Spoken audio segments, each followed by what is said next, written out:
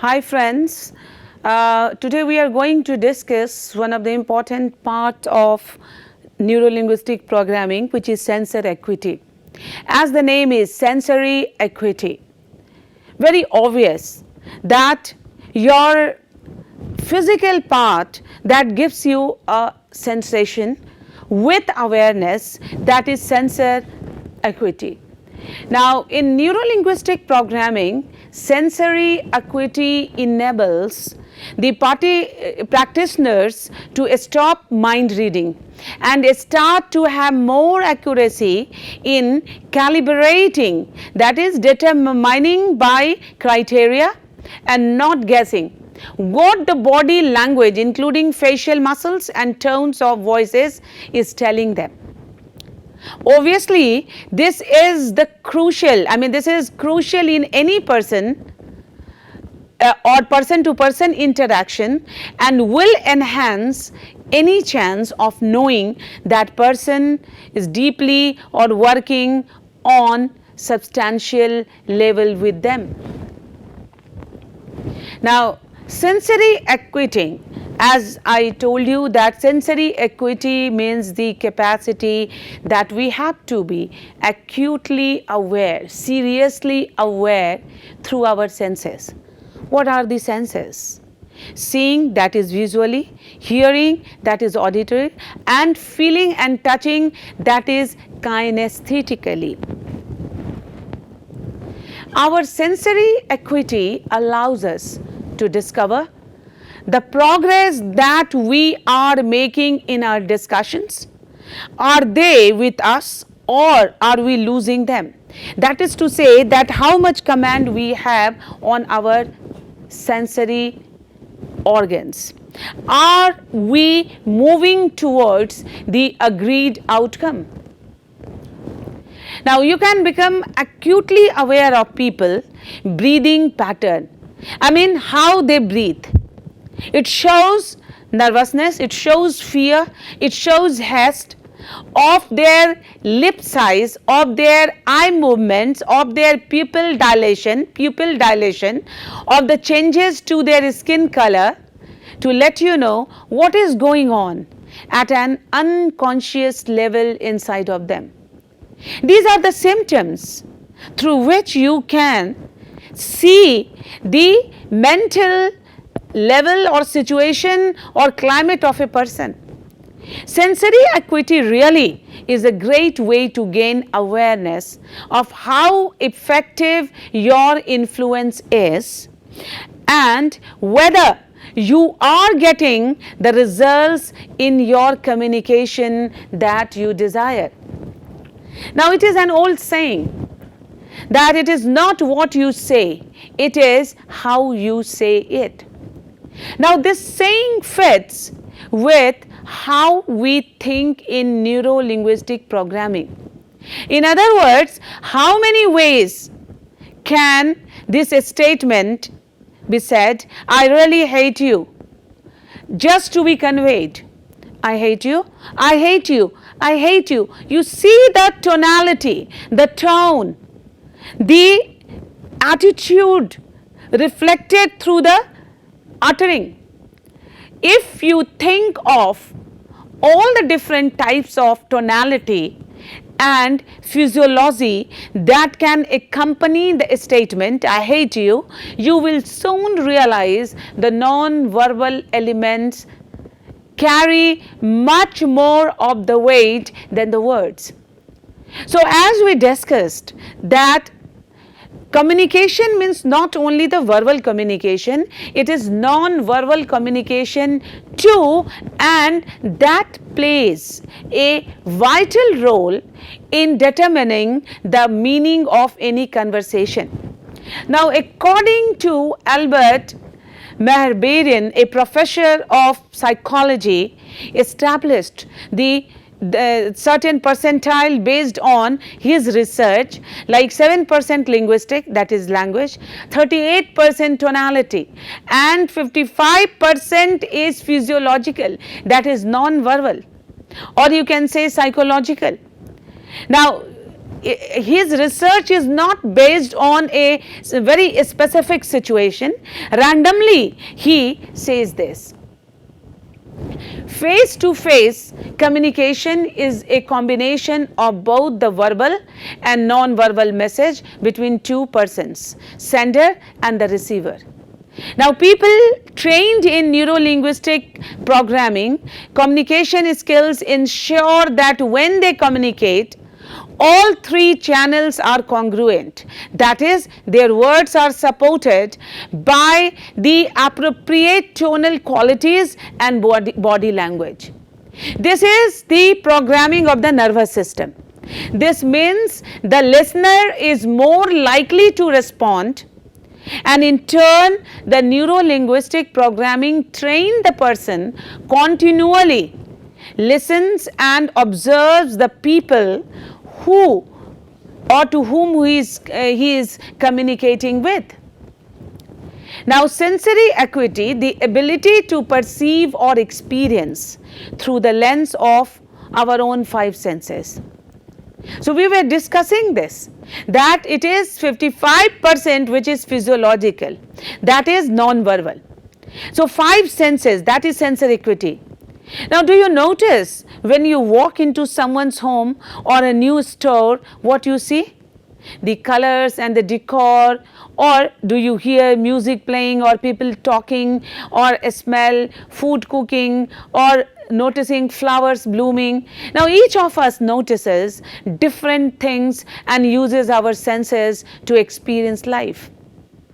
Neuro-linguistic programming helps us to understand how each of us views the world and assists us in better communicating as a result of understanding how we perceive the world versus how others may perceive it. This is all the game of perception, and it varies from person to person. Asking questions and observing reactions, or by knowing how a person processes information, helps us better understand them and hence results in better communication with them. That is to say, knowing the person, knowing the situation so as to make an effective communication. Now, sensory acuity is a phrase used in neuro-linguistic programming, and it deals with everything that is going on around you. Many people move through their everyday in a trance, really unaware of what is going on around them. That is to say, how much you are aware.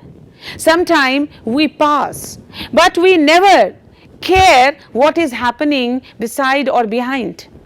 But if you are aware, in other words, you are alert, you can look around you and you can say what was the situation.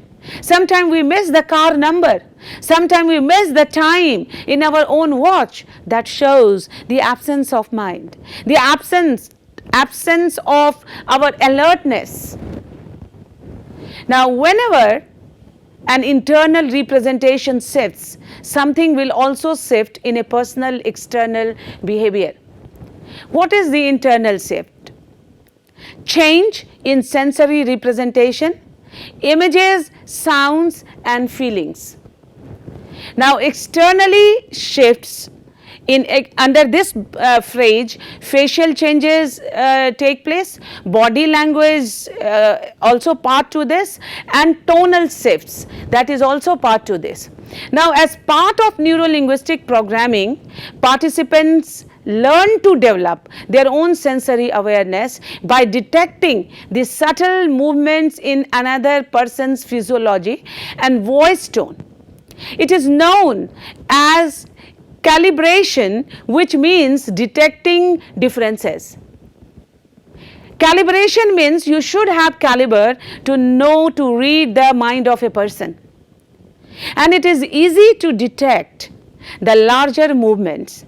It is the finer shift that require a high level of awareness.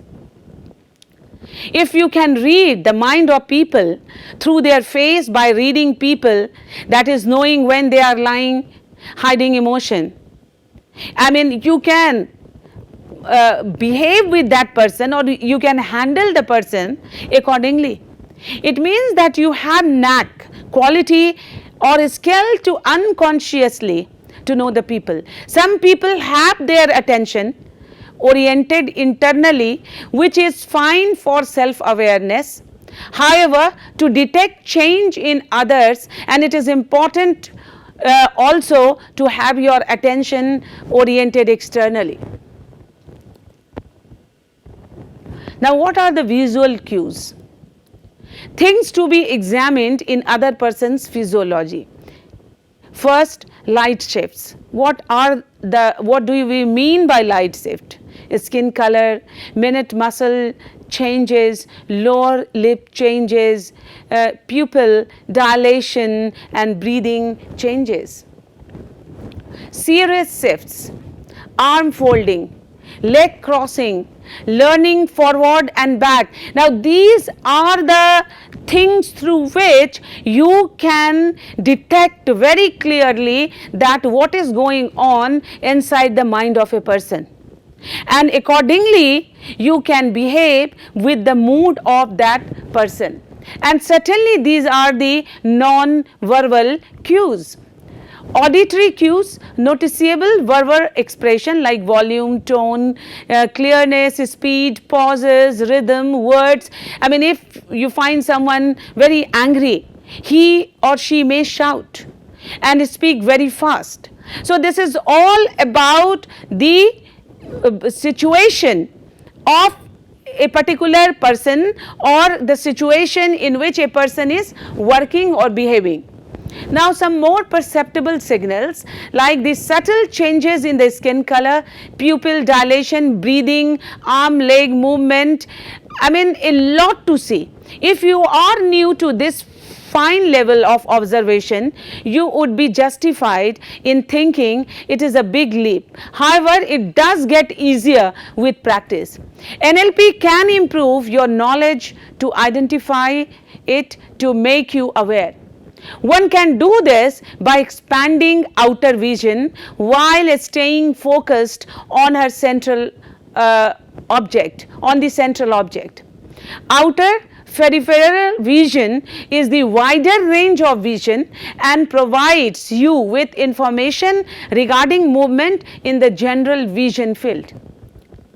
Now, we are discussing the perceptible signals, in which one is very important, that is feeble retina vision, which is also known as tunnel vision, provides you with high quality but narrow stream of visual information. This is important to know that the tunnel vision is useful while focusing on single information. How to improve visual awareness? Because NLP trains you to read others' mind, not to disclose your mind to other, or how to deal with a person successfully in a given situation. So, how to improve visual awareness? Now, there are certain activities to improve the awareness, to discover the small changes in people's physiology. Meditation, posture or sit comfortably and focus on a spot on the wall ahead of you. Taking long breath to relax, or concentrating on the area of the focus. Area of the focus means the area which you are trying to concentrate, or the area you are trying to explore or to work on. After developing one's visual awareness, it is easy to diversify individual traits. And it is obvious that each person has his or her own set of physiological distinctions for different experiences and emotions. According to neurolinguistic programming, there is no such universal language implied on body movement. Each person has his or her own unique body language with different types of experiences and emotions. Neurolinguistic programming evaluates the people as they access different experiences. Means showing off expressions, different expressions, and with the help of expression a person can be assessed. With this practice, each individual's characteristics for the various states can be accessed accurately to be able to read non-verbal signals. Now, to improve your sensory awareness, there are some quick exercises. How to make your visual awareness very strong, or your auditory, or your kinesthetic. Without looking at your watch, can you describe it? What color is the face of the watch? That is, I mean, also this is also very good exercise to retain the number, telephone number, the mobile number, 10-digit mobile number. So without looking at your watch, can you describe it? What color is the face of the watch? Are the number Roman numerals or ordinary? Do you have a second hand? Does it rotate smoothly or does it glide? Is there a name written on the face? If so, it is in capitals. I mean, so many things that you can remember and you can train your mind. You may look at your watch every day but not really know or take in much about it. So sensory acuity is when you become aware of everything. Now, this is also one of a very good practice, one of the very good exercises you can say for practicing to improve your sensory acuity. This exercise is a two-person exercise, A and B. B's job is to observe A. To simplify the discussion, let us assume A is a male and B is a female. A closes his eyes and thinks of someone he dislikes. While A thinks about this person, A begins at the top of his head and slowly moves his attention down his own body, noticing any physiological reaction to thinking about this person. For example, A may not notice tension around his eyes, a pain in his shoulder, or a heavy feeling in his stomach. As A is scanning his body, he tells B what he is observing. Once A finishes describing what he has observed, B tells A what she has observed. For example, she may have observed A's eye closed tightly, a red flushing around his neck, very shallow breathing, twitching of finger on his right hand, a change in his tone of voice, or an energy pushing her away from A. Once step 3 is completed, A stretches and looks around the room. This is called a break state and clears the mind of the internal representation of the person A dislikes. Now A closes his eyes and repeats steps 2 and 3 while thinking of someone he likes. Break state by stretching or looking out the window. A may be surprised at the different internal reactions that he had between thinking of someone he dislikes and someone he likes. He may also be surprised by the reactions that he was not aware of that B described to him. As a result of this exercise, A may discover that he really does telegraph his feelings, thoughts to other, even if it is an unconscious level. A chooses one of the two people he thought about earlier and does not tell B which person it is. Now, this is all to, break the kind of preoccupied notions. He closes his eyes and thinks of this person. From what she observed earlier, B tells A who A is thinking about, almost like magic. Now, certain precautions. For sensory acuity, we stick with what we have seen, heard, felt, tasted, or smelled. Perhaps we don't project an opinion or guess. Like for example, you may observe that my eyelids curl up at the ends in the form of a smile, a fact. You may however tell me that I am happy, guess, hallucination or mind read. The smile may be a result of the fact that I have a bad case of discomfort or pain. Mind reading can potentially get us into trouble. Consider someone who is angry versus someone who is very determined and focused in getting something done. The external cues may be quite similar. If we ask the person who is determined why they are angry, they may indeed get angry with us for making an erroneous judgment about them. Now, with all such sensory awareness, one can get some very positive result, because when we speak or when we act or when we proceed to get something substantial in life, it means that we are thoroughly aware with all our sensory organs. So, sensory acuity is a kind of power trained by neuro-linguistic programming to train you to get things in advance or quickly or cleverly. Because neuro-linguistic programming is a process to enhance, enrich your personality, and through your sensory organ you are supposed to given the training to read other mind and to know where you are standing. That is why certain important exercises are there to train you or to get out of you from a kind of ugly situation that gives you a very horrible kind of feeling, like the A and B cases.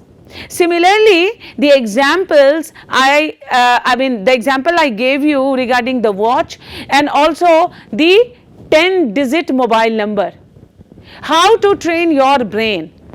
We are accustomed to the mobile and all the numbers are there. Perhaps we don't know our own number, but to train the mind to get the power of memorizing, you try to remember like 94, then 33, then 999, and you repeat it, rehearse, and you will find that you are getting a kind of power to memorizing and to have a very powerful command over your sensory organs. As we were discussing that the verbal and the non-verbal, and as we have seen that 55% of physiological or the non-verbal cues involved, so we should be careful enough. Like even touching, you are touching somebody while you are talking to somebody, it is a kind of feeling you are transferring from yourself to that person. When the situation requires to pat somebody or to touch somebody to get the best result, you need to do that. But sometimes something happens completely contrast. You are touching somebody, but as per the situation it is not appropriate. So, you have to be very careful while you are communicating with somebody that how to behave or what kind of appropriate action is required. Touching, like listening. Listening, that is sometimes also called empathy. In negotiation and persuasion, as well as which is the very important part of neuro-linguistic programming, and even in metacognition and even in the outcome, how you listen to other, what kind of empathy level you have. Listening is a tough task. You are listening to other to get, but if you listen other with your feedback, like the physical gesture and posture, with a very positive note on your face, naturally the other, that is the receiver, will get, or the sender will get a particular kind of satisfaction. This may gives you a kind of satisfaction too, and this may improve your caliber. So listening to other while making discussion is also a very important part. Suppose in a communication there is a sender and there is a receiver. When I am sending my message to the other, I should be conscious over that there shouldn't be any communication gap. Now what do we mean by communication gap? And for that we have to be careful enough whether we are getting the feedback or not. Even the communication gap may be a kind of noise. Noise can be anything, hindrances, your voice, the technical fault. But it is you, the sender, as a sender, who needs to clarify whether your communication is going to the receiver or not. And for that you have to get the feedback. So sensory acuity is a very powerful aspect of non-verbal communication, which holds sometimes 65% of the entire verbal communication. And to get the goal completely, your sensory awareness should be well equipped, and for getting is it all sensory organs well equipped, you need to practice also. And that is why I gave some examples, like how to become very aware or alert. That is very important. And in a professional world, it is as important as anything else. So sensory acuity gives you the power not to read the mind, but to give you caliber to understand people, different type of person in your professional life, how to deal with them. Because while discussing emotionality or to controlling emotion, so different people and different kind of attitude. So how to deal, you cannot deal with everyone on the same scale. You have to fix up, and fixing up the point for different kind of person, what is required? Your understanding of people. Now here comes sensor acuity, which is very important and which gives you power to perceive or experience the world. I mean, if you give a flower, rose flower, I mean, I'm just giving you an example, to a person or 10 person, you will get 10 feedback, different kind of feedback. Maybe, I mean, for one it is very beautiful, for one it's okay, the nature gift, for one doesn't like because there is, thorn in it, and so on. This is perception. How your mind reacts to a particular situation or to a particular thing, that you need to perceive as a person when dealing with a particular situation. So perceiving is totally one's faculty, brain faculty, or the power of the brain of a particular person. How to deal with the situation. So training the brain or training yourself, you have to be extra alert, and for that, as I mentioned earlier also, sports is also one of the important aspects to enhance your personality, because we all are under stress, and when we are under stress, it is very difficult to alert or to be aware, and sensory organ may be failed. So how to be alert, how to make ourselves aware, maybe a sports, maybe yoga, maybe some exercises, and maybe reading, developing reading habit. It is also a kind of meditation. It is also a kind of relaxation. It is also a kind of learning new things. But all do matter when you have concentration. So what I am trying to tell you or convince you, that to get the best result in your life, be alert. Try to develop the power on your nervous system, power on your sensory organs. This is all nervous system. And neuro-linguistic programming is to control the nervous system to be an effective professional. And sensory acuity is one of the important, vital parts of that. That is why I am telling you again and again that this world is full of distraction. Now, when you have to fix up the goal, you have to be very concentrate, you have to be very choosy, you have to be very serious in pinpointing your goal. And for that, you have to fix up certain things like the awareness or controlling your sensory organs. I am sure that you must have learned the power of sensory organ. And that is why it is always said that when you move ahead, alert who is behind you and your surrounding. Perhaps that is the one step to give you success. Thank you very much.